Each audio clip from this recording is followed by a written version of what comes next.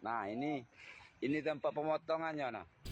Dari rekaman video warga terlihat isi perut sapi dan tali pengikatnya di sebuah tumpukan sampah di Jalan Pinang, Kecamatan Sukarami, Palembang, Sumatera Selatan. Diketahui, isi perut sapi yang dijagal tersebut milik Tata, warga Talang Jambi, Palembang. Isi perut sapi ditemukan sekitar 2 km dari lokasi kandang ternak milik korban. Pemilik sapi mengetahui hewan ternak miliknya sudah hilang saat akan memberi makan pagi hari. Sebelumnya, korban sempat mengecek sapinya di malam hari masih ada.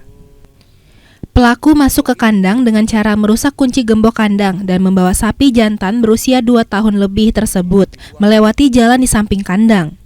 Rencananya sapi tersebut akan dijual saat Lebaran Idul Adha. Istri korban bahkan menangis dengan hilangnya hewan peliharaannya. Tata, pemilik sapi menjelaskan, pagi hari baru mengetahui sapinya hilang dan sekitar pukul 10 baru mengetahui kalau ada temuan sisa sapi dijagal dari tetangga dan diketahui ciri dari tali pengikat sapi. Nyari nggak tahu, udah siapalah yang kehilangan sapi katanya, kayak gitu.